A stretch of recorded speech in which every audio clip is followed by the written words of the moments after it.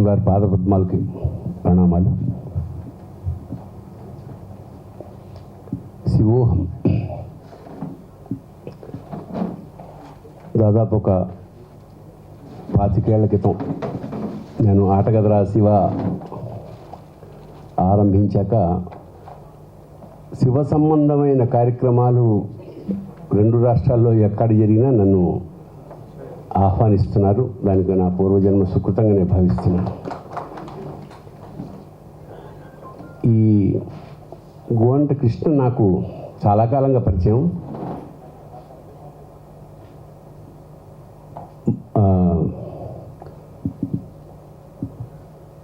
ఒకరోజు ఫోన్ చేసి, అన్న ఇట్లా ఒక పాట ఉంది, మంగ్లీ, యాక్చువల్గా మంగ్లీ ఫోన్ చేసింది, సార్ ఇలా ఒక పాట ఉంది అంటే. గతంలో మంగ్లీ ఒక పాడిన పాట చాలా వైరల్ అయింది, మిలియన్స్లో చూశారు. దాన్ని నేనే ఒక 10-20 సార్లు చూసాను. అంత బాగా ఉంది ఆ పాట, చిత్రీకరణ, రచన అన్నీ బాగున్నాయి. అలాగే మీ మీద ఒక పాట చేద్దాం అనుకుంటున్నాను, పిక్చరైజేషన్ అంటే సరే అలాగే అన్నాను. తర్వాత డైరెక్టరు యశోకృష్ణ అంతా వచ్చారు, మాట్లాడారు, అయిపోయింది. ఇక్కడ లొకేషన్ ఎక్కడ అన్నప్పుడు వాళ్ళు కాశీలో అయితే బాగుంటుంది అన్న. నేను కాశీలో చాలాసార్లు చాలా పాటలు పిక్చరైజ్ చేయడం జరిగింది. ఏదైనా డిఫరెంట్ ప్లేసు ఈషా ఫౌండేషన్లో ఏమైనా చేస్తే బాగుంటుందేమో నాకు అనిపిస్తుంది. అందుకే ఎవరు అక్కడక్కడ చేసినా కూడా ఫుల్ ఫ్లెడ్జ్డ్గా ఎవరు చేయలేదు అంటే ఆ పర్మిషన్స్ చాలా కష్టం. అక్కడ వాసుదేవ్ గారు, జగ్గి వాసుదేవ్ సద్గురు, ఆయన్ని పట్టుకోవడం అంటే మాకు శైలజ, నేను ఈషా శైలజ అని రికార్డ్ చేసి పెట్టిన దాంట్లో పేరు. అంత మమేకమైపోయింది ఆవిడ. హైదరాబాదు ఆ కార్యక్రమాలకు సంబంధించిన ఏదైనా ఈవిడ ద్వారా నాకు సంబంధం ఏమిటంటే దాదాపు 20 ఏళ్ళ నుంచి నాకు అనుబంధం ఉంది. ఒకసారి శివరాత్రికి స్వామివారు ఇంగ్లీష్లో రాసిన పుస్తకం తెలుగు ఆవిష్కరణ నేనే శివరాత్రిని చేశాను. తర్వాత ఇంకోసారి పిలిచారు, ఇది 3వసారి. ఒక దివ్యమైన అనుభూతి. అది మాటల్లో వర్ణిస్తే జరిగేది కాదు. అక్కడ ఆత్మాక్షర కొన్ని ఎకరాలు, 150-300 ఎకరాలు, అది అణువు అక్కడ. ఇందాక మా అశోక్ తేజ రాసినట్టు అణువు శివవేది, శివుడు కనిపిస్తాడు అక్కడ. అంత బాగుంటుంది ఆ ప్రశాంతత. బట్ కష్టం అంటే పాపం అవి ట్రై చేసింది, మొత్తం వెళ్ళాం. ఎవరికి దొరకని అదృష్టం ఏంటంటే ధ్యానలింగంలో జనరల్గా షూట్ చేయనివ్వరు ఎవరు. మరి ఆ పరమేశ్వర కృప అక్కడ ఒక రాత్రి వేళ దాదాపు 1 గంట వరకు ఆవిడ అంటుంది, అన్ని గంటలు అలా చేయనిచ్చారండి అని. అంత పరమేశ్వర కటాక్షంగా భావించాను. సో దాని ఫలితం మీ కళ్ళ మీద ఉంది. విశేషం ఏంటంటే అతి సామాన్యంగా అనిపించే పదాల్లో జీవతత్వాన్ని రంగరించి పోసేశాడు అశోక్ తేజ.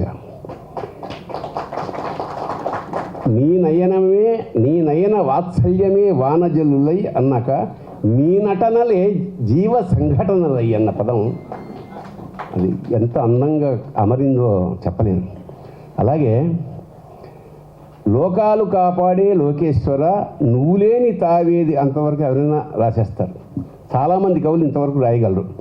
అణువణువు శివవేది అన్న పదం అద్భుతం అశోక్. స్ఫురించడం అది కవిత్వం అంటే ఇదండి. అలాగే ఎటు చూసినా నువ్వే యతిదేవరా అనడానికి ప్రత్యక్ష సాక్ష్యం యతిదేవరా. ఆయన పట్టుకొచ్చాడు. అలాగే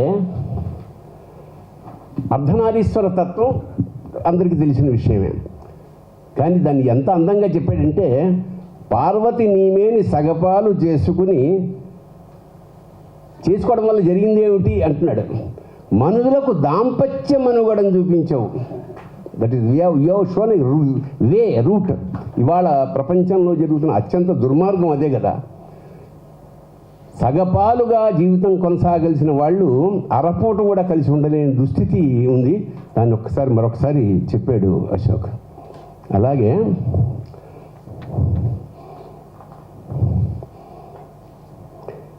ఇవి కూడా చాలా సామాన్యమైన పదం. ఏనుగు చూస్తే నువ్వు అనిపిస్తావు, నెమలిని కనినా నీ కొమరుడే కని. ఇక్కడ కుమారుడు అని కూడా అనొచ్చు. కొమరుడు అంటే కుమారస్వామి. యాక్చువల్గా కొమరవెల్లి అని మనకి ఇక్కడ ప్రదేశం ఉంది. అక్కడ కొమరెల్లి అంటే కుమారస్వామి అని అర్థం. అంచేత ఆ కుమరుడు బదులు నెమలిని కనినాని కొమరుడే అనిపించడంలో ఆ శ్లేష అద్భుతం. అశోకం అద్భుతం. అలాగే ఇక ఓంకారం నాకు సాకారం, ఓనమాలకు మళ్ళీ శ్రీకారం అయిన శ్రీ అని చూడతాం కదా మనం ఏదైనా రాసే ముందు, అది ఓనమాలకు పెట్టి ఓం నమ శివాయ, ఓనమాలో అది కూడా ఉంది, ఓం నమ శివాయ సిద్ధం నమ, అది ఆరంభమే రాసేసాడు. అంచేత ఒక శివతత్వానికి పరాకాష్ఠ స్థాయిలో రాసిన అశోక్ తేజకి నా అభినందనలు. అది చాలా అనుభవిస్తూ నేను పాడాను. అంటే ఇప్పుడు నా కళ్ళు అలా స్టన్ అయ్యి తెరిచినట్టే ఉంటాయి. ఎందుకంటే ఆ ధ్యానలింగం చూస్తే ఎవరికైనా అలా అనిపిస్తుంది, ఆశ్చర్యపోవడమే తప్ప ఇంకా నోట మాట రాదు. అలాంటి స్థితిలో ఈ పాటని అభినయించే అదృష్టం నాకు రావడం నా పూర్వజన్మ సుకృతంగా భావిస్తున్నాను. అలాగే నెక్స్ట్ దీన్ని సంగీతం చేసిన మా యశోకృష్ణ అద్భుతంగా అవసరమైన అవకాశం ఉన్న మేరకు అద్భుతంగా చిత్రించిన దర్శకుడు. దీన్ని జాతీయ స్థాయిలో ఆయన వింటుంటే ఫస్ట్ రెడ్ లైన్ విన జేసుదాస్ పాడుతున్నారేమో అంత అద్భుతంగా గానం చేశాడు ఆయన. ఆయన పేరు మధు బాలకృష్ణ, ప్రసిద్ధ గాయకుడు మలయాళంలో. సో దీన్ని అన్ని భాషల్లోనూ దీనికి ఇవన్నీ రావాలంటే ధనమూలం ఇదం జగత్. సో ఆయన ఇంకోటి అంటే పరమేశ్వరుడు అంటే విభూతిర్భూతిరైశ్వర్యం అణిమాదికమష్టద అణిమా మహిమా చేవ గరిమా లఘిమా దదా ప్రాప్తి ప్రాకామ్యమీశత్వం వశిత్వం చాష్టభూతయ. విభూతి యొక్క లక్షణం ఏమిటంటే భూతి అంటే ఐశ్వర్యం, విభూతి అంటే మహైశ్వర్యం. మనకి డబ్బులు కావాలంటే లక్ష్మీదేవిని కాదు ఈశ్వరుని కొలవాలి. అప్పుడు ఎక్కడైనా సరే దేవాలయ ప్రాంగణాల ముందు మీకు లక్ష్మీదేవి ఉంటుంది, లోపల శివుడు ఉంటాడు. అన్నయ్య ఇవ్వనా వీడికంటే ఇవ్వమంటాడు. అలా అంచేత విభూతి అంటే ఐశ్వర్యం. ఆ పరమైశ్వర్యం కావలసిన వాడు వాళ్ళ శివమాల్లో ఉన్న మా రెడ్డి గారు దీనికి కారకులు అన్నమాట. ఐశ్వర్యం ఎప్పుడు విభూతి కాబట్టి రుద్దుతాం. దానికి మరో పరమార్థం ఏమిటంటే ఎంత ఐశ్వర్యమైనా విభూతిరా యాదవ అని చెప్పడం, ఇది శ్రేష. సో ఇలా ఇంత అద్భుతమైన సమ్మేళనంతో ఈ పాట రూపొందింది. ముఖ్యంగా మరొకసారి చెప్తున్నా, ఆ ప్రాంగణంలో ఈ పాట చేయడం మా అందరికీ సమిష్టిగా చేసుకున్న అదృష్టంగా నేను భావిస్తూ మరొక్కసారి మా శైలజ గారికి కృతజ్ఞతలు, అలాగే ఆ సంస్థకి జగ్గి వాసుదేవ్ గారికి నమస్కారాలు చేసుకుంటూ ఈ కార్యక్రమానికి ఎవరినైనా శివతత్వ సంపన్నుల్ని పిలుద్దామని ఆయన అన్నారు. ఎవరా అనుకుంటుంటే లాస్ట్ వీక్ మేము ఒక 10 రోజుల క్రితం సామవేదం షణ్ముఖ శర్మ గారికి సత్కారం జరిగినప్పుడు స్వామివారు అక్కడికి వచ్చారు. ఆ పీఠంతో, పుష్పగిరి పీఠంతో నాకు చాలా అనుభవం. వీళ్ళ పూర్వ స్వాముల వరకు నాకు నానంటే పుత్రవాత్సల్యం. చాలాసార్లు నేను ఆయన్ని కలవడం జరిగింది పర్సనల్గా. ఆయన మొన్న తత్వం గురించి, సామవేదం షణ్ముఖ సారి గురించి మాట్లాడినప్పుడు నేను పులకించిపోయి, అవకాశం ఉంటే ఆయన వస్తే మన జన్మధన్యం అన్న ఉద్దేశంతో ఆయనకి కబుర్ చేయడం, వెంటనే ఉత్తరక్షణం శివోహం అనగానే వెంటనే స్పందించి అనుమతి ఇచ్చారు, ఆయన అనుగ్రహించారు స్వామివారు. అందుకు ఆయన పాదాలకు మరొక్కసారి నమస్కారం తెలియజేసుకుంటూ, ఇంతటి యజ్ఞంలో మేము పాల్గొన్నందుకు మా పూర్వజన్మ సుకృతంగా పరమేశ్వర కృపగా భావిస్తూ, అందరికీ ఇందులో ఎవరైనా పాటలు పాడిన పిల్లలు, అమ్మాయిలు వచ్చారు, చక్కటి అందరూ అందులో డ్యాన్స్ చేసిన వాళ్ళు, ప్రతి వాళ్ళు ఈ పాట బయటికి రావడానికి సహకరించిన ఉడతలందరికీ నమస్కారం చేసుకుంటూ సెలవు తీసుకున్నా. శుభం భూయత్. శివోహం. ఈ సోదరుడు మౌనశ్రీ ఆ పేరుకే కానీ చక్కగా మాట్లాడుతున్నాడు. ఎందుకంటే మౌనంగా ఉండడం అంటే మాట్లాడకపోవడం కాదు, ఎప్పుడు అవసరమైతే అప్పుడు మాట్లాడేవాడే ముని. అందుకే ముని అంటే అవసరమైనప్పుడు మాట్లాడాలి. అంటే మౌనశ్రీ చాలా అందంగా, అంటే ఎంత అవసరమో అంతే ప్రొజెక్ట్ చేస్తూ యాంకరింగ్ నిర్వహిస్తున్నారు. ధన్యవాదాలు. శుభం భూయాత్. శివోహం. ఇవాళ ఇది నేను ఊహించింది కాదు, ఇది ఏదో రాపించుకుంటారు, గాలిలో వదిలేస్తారు, వెళ్ళిపోతుంది అనుకున్నాను. కానీ ఇంత పెద్ద మహానుభావులు అయ్యా మీరు రావడం మాకు అదృష్టం. భరణి నన్ను ఇలా చేయడం అనేది నేను ఊహించని అదృష్టం అది. ఎందుకంటే నాకు భిక్ష పెట్టిన వాడు ఈ పాటకు కూడా ఇవాళ ఆయన ఒక భిక్ష పెట్టినట్టుగా ఉందన్నమాట. అందరికీ నమస్కారం, ఎదురుగా ఉన్న పెద్దలందరికీ నమస్కారం. శైలజమ్మ గారు లేకపోతే అనితర సాధ్యం, అక్కడ షూటింగ్ అనితర సాధ్యం అమ్మ. అది మీ వల్ల సద్గురు యొక్క కరుణ వల్ల, ముఖ్యంగా భరణి అన్న అడిగితే బహుశా కాదని లేకపోవచ్చు ఆయన, ఇవన్నీ కలిసినాయి. మా కేశవరెడ్డి అదృష్టవంతుడు, యశోకృష్ణ అదృష్టవంతుడు. ఇవాళ ఇద్దరు అదృష్టవంతుడు. వాళ్ళిద్దరికి అదృష్టం వల్ల ఇన్ని కలిసి వచ్చినాయి. ఈ మధ్యన అదృష్ట దేవత కూడా బాగా కష్టపడేవాడిని మెడలో వల్లనే దండేస్తుందంట. ఉట్టి కూర్చుంటే దండ ఎట్లా, కష్టపడేవాడిని వెతికి మరి అదృష్ట దేవత దండ వేస్తుంది. అలా నిర్మాతకి, సంగీత దర్శకునికి దండ వేయించింది అదృష్ట దేవత. నమస్కారం. శ్రీ గురుభ్యో నమః. శంకరం శంకరాచార్యం కేశవం బాదరాయణం సూత్రభాష్యకృతౌ వందే భగవంతో పునః పునః. శృతిస్మృతిపురాణానాం ఆలయం కరుణాలయం నమామి భగవత్పాదశంకరం లోకశంకరం. సత్యజ్ఞానసుఖస్వరూపమమలం క్షీరాబ్దిమధ్యస్థితం యోగారూఢమతిప్రసన్నవదనం భూషా సహస్రోజ్వలం త్రిక్షం చక్రపినాకసాభయకరాన్ బిభ్రాణమర్గచ్ఛవిం ఛత్రీభూతపణీంద్రమిందుధవళం లక్ష్మీంద్రసింహం భజే. సదాశివసమారంభాం శంకరాచార్యమధ్యమాం అస్మదాచార్యపర్యంతాం వందే గురుపరంపరాం. శ్రీగురుభ్యో నమః. హరి ఓం. సోమవారం శివోహం.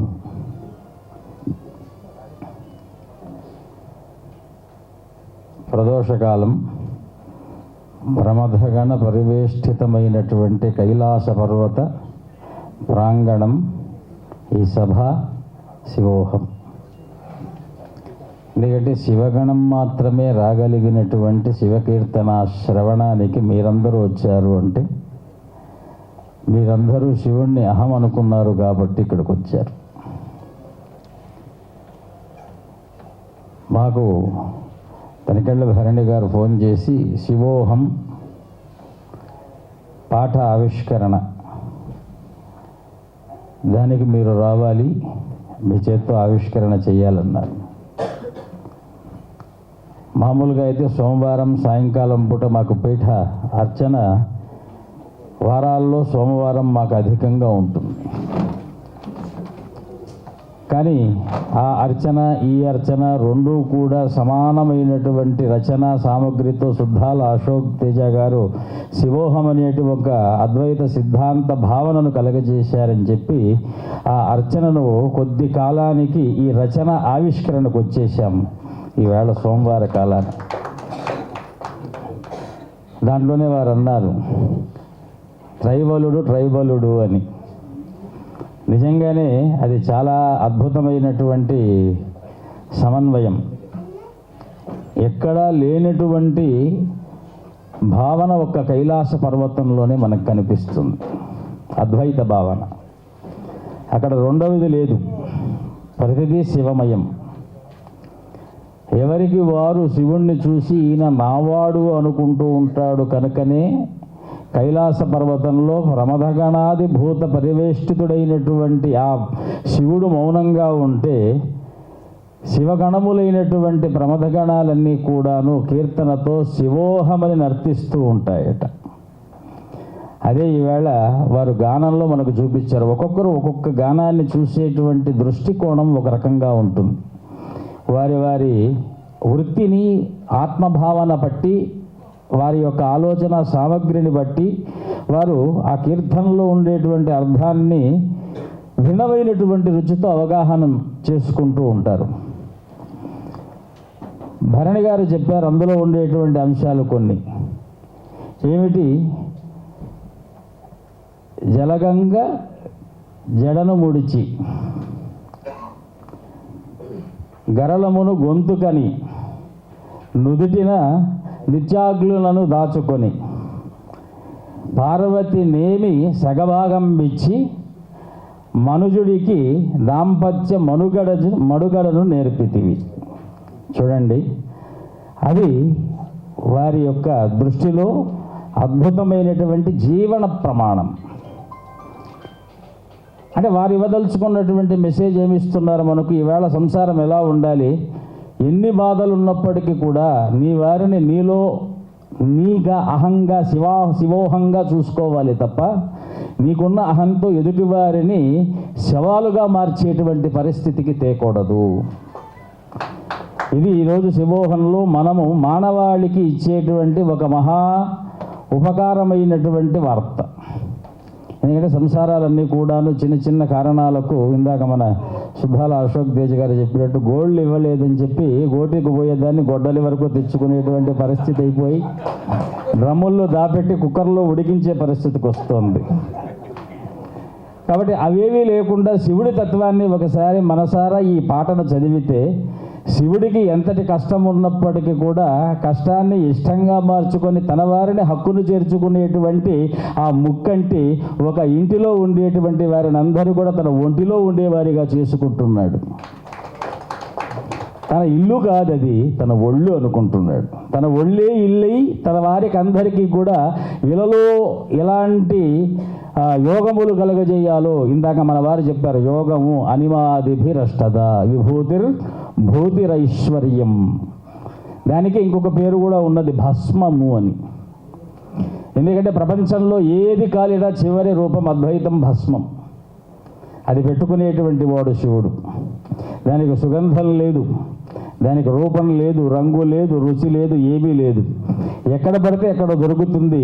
ఎక్కడైనా మనం అలంకరించుకునేటువంటి తత్వంలో ఆయన్ని మనం ఏమంటున్నాము అంటే ఆ అద్భుతమైనటువంటి శివతత్వాన్ని అఘోర తత్వము అని మనం పిలుస్తున్నాం.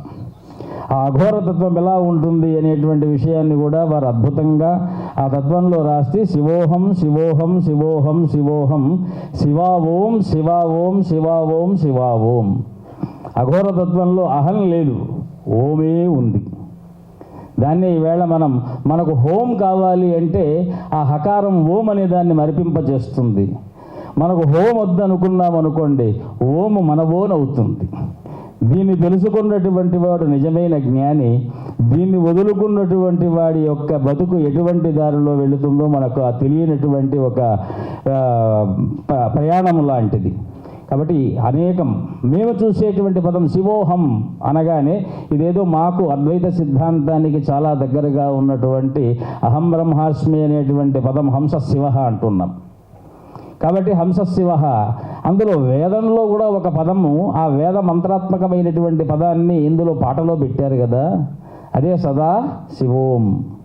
సదాశివం అనేటువంటి పదానికి, అహం బ్రహ్మాస్మి అనేటువంటి పదానికి, శివోహం అనేటువంటి పదానికి ఎక్కడ కూడా వ్యత్యాసం లేకుండా మంత్రాత్మకమైనటువంటి రచన ఎలా చేశారో అందులో కూడా చిట్ట చివరిగా మన కర్మలు ప్రారంభమయ్యేటువంటిది అక్షరాభ్యాసంతో, జన్మలు ముగిసేటువంటిది మోక్ష సాన్నిధ్యంతో. అందుకే ఓంకారమునకు సాకారమై ఓనమాలకు శ్రీకారమై అని రాశారు. చూడండి, ఓనమాలకు శ్రీకారము అంటే అక్షరాభ్యాస కాలాన పుట్టినప్పటి నుంచే అక్షరం రాసేంత వరకు ఆ జీవి కాదు, కేవలం బాలుడు, శిశువు మాత్రమే. ఎప్పుడైతే అక్షరాన్ని అక్షరాభ్యాసంతో ప్రారంభం చేసి ఓనామః శివాయ సిద్ధన్నమః అనేటువంటి పదాన్ని అక్షరం మీద పెడితే, అంతకుముందు ఎన్ని గ్రంథములు చదివినప్పటికీ కూడా అవి గ్రంథములే కానీ విద్యలు కాజాలవు. ఎప్పుడైతే శివాక్షరముతో ప్రారంభమవుతుందో, అందుకే కాళిదాసు వారు రఘువంశం ప్రారంభం చేస్తూ వాగర్ధ వివ సంపృక్తౌ వాగర్ధ ప్రతిపత్తయే అని ప్రారంభం చేశారు. ఎందుకంటే అక్షరం శివుడు, అర్థము పార్వతి. అక్షరానికి అర్థము లేకపోతే అది అబద్ధం అవుతుంది కనుక శివుడున్న చోట పార్వతి ఉంటుంది కనుక. ఎందుకంటే ఇందాక వారు చెప్పినట్టుగా నీ పార్వతికి నీవేమి సగభాగం ఇచ్చి అన్నారు. అంటే ఒక పక్క వాక్కు, ఒక పక్క అర్థం. ఒక పక్క కంఠంలో గరళం. ఇవి అంత తొందరగా అక్షరము అర్థము శరీరానికి పట్టవు, ఎంతో అభ్యాసం కావాలి. ఆ అభ్యాసం అనేటువంటి గరళంలోనే చాలామంది చిక్కుకుపోయి విద్యకు దూరమయ్యి విద్యను పొందలేనటువంటి జీవితంతో లోకంలో అజ్ఞానపు కారణమైనటువంటి ప్రారంధము చేత అనేక కష్టాలతో అకృత్యాలకు అధర్మానికి పాలుపడేటువంటి వారికి ఆ లైన్ అందు చూశారా సమాజానికి అదొక పెద్ద మెసేజ్. ఏమిటి? పార్వతీ పరమేశ్వరుల ఆరాధనతో విద్యను ఆరంభిస్తే నీకు అటువంటి ఏదైతే అజ్ఞానం అనేటువంటి ఉందో అది ఉండదు అని కాళిదాసు వారు చెప్పినటువంటి దాన్ని మన సుద్దాల అశోక్ తేజ గారు అందులో చాలా అర్థమైనటువంటి వ్యవహారంతో ఆ పక్కనే ఇంకొక మాట మాట్లాడారు. ఏమిటి అంటే చూడండి ఎంత అద్భుతంగా, నీ వదనము ఉదయ రవిబింబమై భూమికి నీ ఉనికి ప్రతిబింబమై. చూడండి, నీ వదనము నిజానికి ఉదయించేటువంటి సూర్యుడు వంటిదయ్యా, కానీ ఈ భూమికి నీ ఉనికి ఏదైతే ఉందో ఆయన వస్తాడు పోతాడు, రాత్రిపూట ఉండడు. కానీ రాత్రిపూట ఏదైతే నీ ఉనికి ఉందో అది హృదయంలో ఎప్పుడూ ప్రతిబింబమై ఉంటుంది అని మనకు అర్థం చేసుకునే వారిని బట్టి. కాబట్టి వేదాంతంగా అర్థం చేసుకుంటే వేదాంతంలో అర్థమవుతుంది. విపుల విఖ్యాత విప్లవాత్మకమైనటువంటి కవితా రచనతో వారు అన్ని రంగాల వారినే హృదయాలను స్పర్శిస్తూ ఒక అద్భుతంగా చేసినటువంటి ప్రతి చోట శివుడే ఉంటాడు, ప్రతి మాట శివుడై పలికింప చేస్తాడు. మనం పలికినటువంటి దానికి ఎక్కడో ఒక చోట సత్యానికి కానీ అసత్యానికి కానీ ఫలితం తప్పక ఉంటుంది. కాబట్టి మనిషి జాగ్రత్తగా పలుకును పలకాలి. ఆ పలుకును మనం అబద్ధంగా పెడితే అబద్ధమైనటువంటి అసత్య కర్మలను మనం అనుభవించాలి. అదే సత్యంగా మనము యథార్థాన్ని తెలుసుకొని శివజ్ఞాన ప్రాప్తమైనటువంటి జీవితం మనుగడను సాగిస్తే ఆ శివుడు మనకు ఎప్పుడూ కూడా మంగళకరుడై శుభంకరుడై శంకరుడై అద్వైత సిద్ధాంత ప్రతిపాదకుడై మనలో నిజంగా ఏవేవి అజ్ఞానపు బాధలున్నాయో వాటినన్నిటినీ ఎవరైనా తొలగించాలి. అందుకే వేదాంతంలో ఒక మాట మేము అంటాం, జ్ఞానమిచ్చేత్ సదాశివ మోక్షమిచ్చేత్ జనార్దన. మోక్షం రావటం అనేటువంటిది ఒక పదవి లాంటిది. ఆయన తీసుకోనాయన అంటాడు, కానీ ఆయన తీసుకోనాయన అనటానికి ముందు జ్ఞానము అంటే అడ్డంగా ఉన్నటువంటి పొరలన్నింటినీ తెంచేవాడు ఎవరైనా, ఆ పాశముల్ని తెంచేవాడు ఉన్నాడు అంటే ఆయన పశుపతి ఒక్కడే. కాబట్టి ఆ పాశముల్ని మనం ఎలా తీసుకోవాలి, తెంచుకోవాలి అంటే శివనామ స్మరణ అనేటువంటి ఒక మహాకుఠారంతో ఆ ఏదైనా ద్వేషము, అహంకారము, బాధ, భయము, దిక్కుతిరినితనము, వైవిధ్యమైనటువంటి వైరుధ్య అవస్థలో క్లిష్టమైనటువంటి కాలాన మానసిక ఉద్వేగ భరితమైనటువంటి సమయాన శివనామము చేయాలి. అది ఈవేళ శివోహం అనేటువంటి ఒక మహా గేయ రచనకు, ఒక పాటకు, ఆవిష్కరణకు అందులో సోమవారం మాఘమాసము అష్టమి సాయంకాలము శాకుంతలంలో ప్రత్యక్షాభిప్రపన్న స్తనభినవతు రష్టాభిరష్టాభిరీశ అని కాళిదాసు వారు చిట్ట చివరి ఒక పాదంలో చెప్తారు. ఈశ్వరుడు ఎన్ని రకాలు ఉన్నారు? 8 రకాలు ఈశ్వరుడు ఉన్నారు. ప్రత్యక్షాభిప్రపన్న స్తనభిరపతు రష్టాభిరష్టాభిరీశ. కాబట్టి అష్టమి కాలాన, పైగా అష్టమి శివుడికి ఇష్టమైనటువంటి సంఖ్య, సోమవారం శివప్రదమైనటువంటి వారం, అందులో ప్రదోషం శివుడు ప్రత్యక్షమైనటువంటి తన ఆత్మ కాలముగా పిలిచేటువంటి కాలం, అందులో శివోహం. ఇక దీని గురించి మనం చెప్పాలి అంటే దగ్గరలో శివరాత్రి. అందులో రచన చేసినటువంటి వారు అశోక్ తేజ గారు, నటించినటువంటి వారు తనికెళ్ళ భరణి గారు, దానికి నిర్మాతగా ఉన్నటువంటి వారు కేశవరెడ్డి గారు. చూడండి, ఎంతోమంది విష్ణువులు పూనుకుంటే కానీ ఒక శివగేయ రచన చేయలేకపోయారు. ఆ రచనను రూపాత్మకంగా తేవాలి. యశోకృష్ణ గారు మ్యూజిక్ డైరెక్టర్, తర్వాత పాట పాడినటువంటి వారు మధుబాలకృష్ణన్ గారు. యశోకృష్ణులు మధుబాలకృష్ణులు. ఎందుకంటే మధువనంలో ఎప్పుడూ మనకు భాగవతంలో బాలకృష్ణుడు ఉన్నాడని ఎక్కడ ప్రమాణం లేదు. మధువనంలో ఉండేటువంటి కృష్ణుడు ఎవరైతే ఉన్నాడో ఆయన్ని గోపికా కృష్ణుడు అంటాం. కానీ మధువనంలో ఉండేటువంటి గోపికలకు కృష్ణుడు మాత్రం బాలకృష్ణుడే. ఈ అన్వయాన్ని తెలుసుకుంటే కృష్ణుడి యొక్క తత్వం మనకు అర్థమవుతుంది. వీళ్ళ ముగ్గురి శ్రమను మనం చూస్తే శివోహం యొక్క అంతరార్థం మనకు అర్థమవుతుంది. ఈ విషయంలో శ్రమించినటువంటి ప్రతి ఒక్కరికి కూడా పరిపూర్ణమైనటువంటి శివానుగ్రహము తప్పక లభిస్తుంది కాదు లభించింది. ఇంకా 3 భాషలలో ఈ యొక్క పాట రచన గావింపబడి ఆవిష్కరించుకునేటువంటి కాలములు ముందున్నాయి. అది శివానుగ్రహ పాత్రతకు వాళ్ళందరూ కూడా పాత్రులై, గోయల్ గారు, తర్వాత మన కర్ణాటక నుంచి వచ్చారు వరదరాజన్ గారు, తర్వాత ఇంకా ఎవరో రావలసినటువంటి వారు ఉన్నారు, వివేక్ గారు, వారేంటి తమిళంలో రాస్తున్నారు. చూడండి, హిందీ, కన్నడ, తమిళం, ఫస్ట్ తెలుగు. ఎందుకంటే దేశ భాషలందు తెలుగు లెస్స అన్నారు. అంటే లెస్స అంటే ఒక రకంగా చెప్పాలి అంటే హై లెస్స, హై లెస్స, మంది హై ప్లస్ లెస్ రెండు కలిస్తే దేశ భాషలందు తెలుగు హై లెస్స. ఇందాక మన వాళ్ళు అన్నారు ఏమిటి అంటే ఆ యొక్క శివుడు నాగుపాముల మోత చేత కరుడు కట్టినటువంటి ఏమన్నారండి తమరు భూస్వామి వారు, భూస్వామి వర్గపు చెందినటువంటి, అక్కడ కూడా ఆ భేదము లేక గంగ స్నానమాడించు వేళ గంగపుత్రుడై, అంటే బెస్త కులంలో వారికి ఏదైతే ఆధారంగా ఉందో దానికి కూడా గంగయే కారణము. లోకంలో భూస్వాములు బుసల్ల కొట్టడానికి కూడా ఆ సర్పములు బుసల కొట్టించేవాడు ఆయనే, కోరలు పీకేవాడు ఆయనే. స్నానము లేక తల్లి లేక ఆ జడలు జటిలంలా మారి చిక్కు పట్టినటువంటి వాడు, చిక్కులు లేకుండా ఉండువాడు ఆ యొక్క శివుడే. అటువంటి అన్ని రకములైనటువంటి తత్వములు కలిసినటువంటిది ఏదైతే మనలో ఉంటాయో, తలలో కాదు మనలో ఉంటాయో, మెదడులో ఉంటుంది. మనమేమో చిక్కు పట్టకుండా అనేక సుగంధ ద్రవ్యాలు పెట్టి జుట్టుని ముడిదీస్తాము, కానీ మనసులో ఉన్నటువంటి చిక్కుల్ని మాత్రం తీసే తైలములు అంజనములు లేవయ్యా. కంటికి పట్టినటువంటి చూపు ఉన్నదన్న అహంకారము చేత కంటితో చూసేవన్నీ నాకు కావాలనుకుంటాము తప్ప ఇచ్చే శంకరుడు నీలో ఉన్నాడా లేదా అనేటువంటి జ్ఞానము మనకు లేదయ్యా. శంకరుడు ఒక్కడుంటే చాలు, అహంకారము పటాపంచులు చేసి సగ జగములెల్ల కూడా చిక్కుల ముడివిప్పు అనేటువంటి విషయాన్ని మనం తెలుసుకున్నామనుకోండి, తలకు పట్టిన చిక్కు కాదు, మనసులో ఉండేటువంటి చిక్కని ఏ అద్భుతమైనటువంటి చిక్కులనైనా సరే చెక్కు పట్టగలిగినటువంటి సమర్థత కలిగినటువంటి పాటకు రచన చేసినటువంటి ఆ శివోహంలో ఉండే లిరిక్స్ ఉన్నాయి చూసారా. మనం రోజు వేదాంత తత్వంతో అర్థం చేసుకుంటే నిజంగా అన్ని ప్రస్థాన భాష్యాలు చదవక్కర్లేదు, అందులో ఉండేటువంటిది మీలో చూస్తే చాలు. ఎందుకంటే మీ కంటి చల్లదనము వెన్నెలై వికసించు, వెన్నెలై ఈ నేల, నీకంటి వెలుగులే వేసవులై ఏ వేళ. చూడండి, ఆయన చూస్తే రాత్రిపూట చంద్రుడి కన్నులతో చూస్తూ ఉంటాడు, చల్లగా చూస్తూ ఉంటాడు. అదే పగటిపూట ఉదయించేటువంటి రవిబింబము నీ వదనము అని అన్నారు. పగటిపూట ఇప్పుడు రాబోయేటువంటిది వేసవి కాలం. మనం రాత్రిపూట పడుకునేటప్పుడైనా కళ్ళు మూసుకునేటప్పుడైనా చెప్పాల్సిన పదము శివ నీ వల్ల నేను చల్లగా ఉన్నానయ్యా.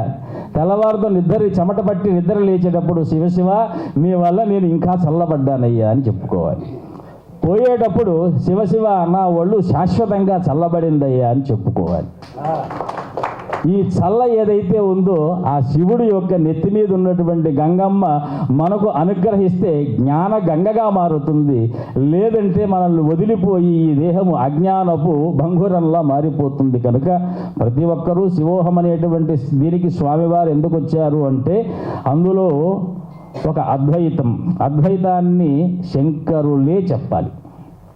ఒకనాటి కాలంలో దేశంలో అనేక మతములు, అది కూడా బహిర్దేశగతమైనటువంటి మతములు కాదు, భారతదేశానికి అవతల ఉన్నటువంటి మతములు కాదు, భారతదేశంలోనే ఉండేటువంటి అనేక మతములు, గణాపత్య, శైవ, వైష్ణవ, శాక్తేయ ఇత్యాది జైన, బౌద్ధ, చార్వాకాది మతములన్నీ కూడా ఎవరిది గొప్ప అనుకుంటూ ఉండేటువంటి సందర్భంలో అందరికీ కూడా సామాన్యమైనటువంటి అద్వైతము ఈరోజు ఏదైతే శివోహంలో పలికినటువంటిదో ఆ రోజు సాక్షాత్తు శంకరుడు భూమియందు శంకరాచార్యులా వచ్చి నిజమైనటువంటి విఖ్యాత విప్లవాత్మక కారుడు ఎవరైనా ఉన్నారు అంటే అది శంకరులు. మన శంకర భగవత్పాదులు ఆనాడు వారు రాసినటువంటి గ్రంథాలన్నిటిలో కూడా మనకేం చెప్పారు అంటే, నీ భావన యందు శ్రద్ధ పెట్టు కానీ నీ భావనకు మూలమైనటువంటి అహంకారమునందు మాత్రము శ్రద్ధ పెట్టద్దు అన్నారు. అందుకే శ్రద్ధావాన్ లభతే జ్ఞానం ఇవన్నీ కూడా వేదాంతంలోకి దారి తీసి అది అఖండమైనటువంటి సబ్జెక్టు. సగం చెప్పి వెళ్ళిపోతే చిలక కొట్టినటువంటి జాంపండు మళ్ళీ రుచి వచ్చిపోతే అక్కడ జాంపండు ఉండదు, జాము ఉండదు, అది ఎప్పుడూ అయిపోయి ఉంటుంది, జామ్గా ఇంకొకరు వెతుకుపోయి ఉంటారు. కనుక ఈరోజు మనం శివోహం అనేటువంటి అక్షరానికి నిజమైనటువంటి శివతత్వాన్ని ఆ భంగిమలు వారు పెట్టారు, చూశారు. ప్రతి చోట కూడా ఏ అక్షరానికి ఏ ముఖ కవళికలు పెట్టారో ఆ ముఖ కవళికల్ని వారు ఎట్లా నటనలోనూ అద్భుతమైనటువంటి ప్రావీణ్యం కలిగినటువంటి వారు మన తనికెళ్ళ భరణి గారు. అందులో శివుడు అంటే వారిది నటన కాదు, చెప్పారు కదా, జీవిత ఘటన అన్నారు. వారు జీవిత ఘటనలో అంతరంగంలో జరిగేటువంటి ఘటనని శివుడు ప్రత్యక్షమైతే ఎలా చేయాలో అలాగా చేశారని మేము భావిస్తూ ఈనాటి ఈ అద్భుతమైనటువంటి కార్యక్రమంలో మా చేతి ద్వారా ఆవిష్కరించాలన్నటువంటి సంకల్పం చేసినటువంటి ప్రతి ఒక్కరికి కూడా మన పీఠం వైశిష్ట్యం 2 మాటలు చెప్పి ముగిచ్చేస్తాం. ఉభయ రాష్ట్రాలలో ఏకైక శంకరపీఠం, సర్వతంత్ర స్వతంత్ర పీఠం, విద్యారణ్యుల వారిచే స్థాపించినటువంటి పీఠం. 2500 సంవత్సరాలు రమారమి శంకర భగవత్పాదులు కైలాస పర్వత ప్రాంతంలో తపస్సును నర్చగా వారికి ఇచ్చినటువంటి స్ఫటికలింగాలలో ఒకటైనటువంటి స్ఫటికలింగం, ఉన్న వాటిలో పెద్దదైనటువంటి ప్రమాణంలో పెద్దదైనటువంటి స్ఫటికలింగం మన పీఠంలో నిత్యం రుద్ర ఏకాదశి పూర్వక మహన్యాస ఏకాదశ రుద్రాభిషేకాలు జరుపుకుంటూ పెద్ద గురువు గారు చెప్పేవారు, నీటిని తెచ్చేంత వరకు అది నీరు, అభిషేకిస్తే అది వజ్రం అనేవారు. శివుడి చెంత చేరనంత వరకు నీరు నీరుగా ఉంటుంది, నీరు కారిపోతూ ఉంటుంది. శివుడికి అభిషేకించిన తర్వాత అది వజ్రమై ఓషధిగా మారుతుంది. తాగినటువంటి వారికి ఆరోగ్యము బంగారమై వారి యొక్క ఆత్మజ్ఞాన వికాసమై ప్రవర్తిస్తుంది. ఇది పెద్ద గురువు గారు మాకు చెప్పినటువంటి మాట. కాబట్టి అటువంటి చంద్రమౌళీశ్వరుడు మన పీఠంలో నిత్యము విరాజితుడై ఏకాదశ రుద్రాభిషేకాలతో నిరంతరము కూడా అర్చింపబడుతూ అందరికీ కూడా అనుగ్రహించటానికి మన భాగ్యనగరంలో పుష్పగిరి మనకు కడపకు 16 కిలోమీటర్ల దూరంలో ఉన్నప్పటికీ కూడా గురువుగారి కాలంలో ఇక్కడికి రావడం, ఇందాక మనకు తనికెళ్ళ భరణి గారు చెప్పినట్టుగా ఇక్కడ చాలా కాలం నుంచి ఈ యొక్క భాగ్యనగర్ ప్రాంతంలో ఉన్నటువంటి 80% దేవాలయాలన్నీ కూడా అస్మద్ గురుదేవులైనటువంటి శ్రీ విద్యానృసింహ భారతీ స్వామి వారి యొక్క స్వహస్తాలతో ప్రతిష్ట గావింపబడినటువంటివి. అలాంటి ఎన్నో ఇక్కడ చెప్పడానికి లేదు. మరి సినీ పరిశ్రమతో వారికి ఉన్నటువంటి సంబంధం ఎటువంటిది అంటే, ఘంటసాలి గారి దగ్గర నుంచి ఎన్టీ రామారావు గారి దగ్గర నుంచి పీఠాన్ని ముందుకు వచ్చినటువంటి ఆనాటి క్లిష్టమైనటువంటి పరిస్థితుల్లో ఘంటసాల గారు పూరుకొని విప్లవాత్మకంగా పీఠాన్ని ఎండోన్మెంట్ నుంచి అటానమస్గా తీసుకువచ్చినటువంటి చరిత్ర మన పీఠానికి ఉన్నది. ఇలాంటివి అనేకాలు. అందుకే వారు శివోహానికి మీరు రావాలి అని అనగానే ఒక మాట అన్నాం, తప్పక వస్తాము, కాకపోతే మీకు తేవలసినటువంటి రుద్రాక్షలు బాకీగా అలాగనే ఉన్నాయి, మళ్ళీ మేము తెచ్చిస్తాము అని వారికి అన్నాం. తెచ్చారు, మాలు తెచ్చారా? తప్పక అనేది. అందరికీ కూడా మళ్ళీ సంధ్యా సమయాన, సోమవార సాయంకాలాన, ప్రదోషకాలాన శివుడు నర్తించేటువంటి ఆనంద సమయాన మనందరికీ మనస్సులో ఆ తాండవం ఎలా ఉంటుందో వాగ్రూపంలో, గేయ రూపంలో ఈవేళ ఆవిష్కారం జరిగింది. కాకపోతే మనమంతా కూడా దీన్ని పదిలంగా మనస్సులో దాచుకొని, ఇందాక కీర్తన టీవీ ద్వారా సబ్స్క్రైబ్ చేసుకొని చూడొచ్చు అన్నారు. కీర్తన ద్వారానే వినాలి. వజ్రం కొయ్యాలి అంటే ఇంకొక వజ్రమే కావాలి. వజ్రేన విచ్చతి. ఇంకొక ఛానల్ ద్వారా చూస్తే కూడా దాని యొక్క సామర్థ్యం అంత బాగుంటుందో లేదో మనకు తెలియదు. కానీ కీర్తన టీవీ, ఈ కీర్తనకు పెద్ద టీవీ. ఆ టీవీని మీ లోపల ఆలకింపు చేసుకుంటే అది జగత్తుకు ఒక అద్భుతమైనటువంటి శివుడి యొక్క టీవీని మనం విరాజింపజేసేటువంటి ఆ ఆనందం. టీవీ అంటే ఆనందమే, ఇంకేం దర్పం కాదు, ఆహార్యం కాదు. అందుకే అహం అనేటువంటి శబ్దానికి అహం లేని శబ్దం ఎక్కడా లేదు. అహం అనేటువంటిది అకారాది హకారాంతం, అక్షరాల మధ్య ఉన్నటువంటి దానిని మొట్టమొదటిది అకారం. ఈ చిట్ట చివరిది ఏమిటి? హకారం. కాబట్టి అహం అంటే నాయనా నువ్వు పలికే శబ్దం ఏదైతే ఉందో అది అహం. దాన్ని జాగ్రత్తగా శివమయం చేస్తే శివోహం. ఈ వాక్యాన్ని చెప్తూ స్వస్తి ప్రజాభ్యః పరిపాలయంతాం న్యాయేన మార్గేణ మహిమహీషాః గోబ్రాహ్మణేభ్యः శుభమస్తు నిత్యం లోకాః సమస్తాః సుఖినో భవంతు. ఈ గేయం చేత వారి యొక్క అక్షరమాలికైనటువంటి అకారాది హకారాంతము శుద్ధాల మన అశోక్ తేజ గారు శోకరహితంగా శుద్ధమైనటువంటి పంక్తులతో ముత్యాల మాలల తేజస్సుతో అల్లబడినటువంటి ఒక శివోహాన్ని మనకిచ్చారు. వారి పేరులో శుద్ధమైనటువంటి మాలలా అల్లినటువంటి అందరి శోకములని విమోచన చేసేటువంటి ఒక తేజస్సు భరితమైనటువంటి కావ్యమునకు నిదర్శనం వారి పేరు శుద్ధాల అశోక్ తేజ గారు. ఈ తేజస్సు ఎక్కడ వెలగాలి అంటే ఒక భరణిలో వెలగాలి. ఆ భరణి ఎక్కడికి వెళ్ళింది అంటే శైలజ గారి సహాయం చేత ఈశా ఫౌండేషన్కి వెళ్ళి అక్కడ ఉన్నటువంటి ధ్యాన మందిరంలో ఈ యొక్క రాగమాలిక అంటే శుద్ధాల అశోక తేజ గారి పదాల అల్లిక, కావ్య ప్రవళిక ఇవన్నీ కూడా ఒక రూపాన్ని ధరిస్తే ఈవేళ మనందరికీ కావ్య సుమాలిక. స్వస్తి.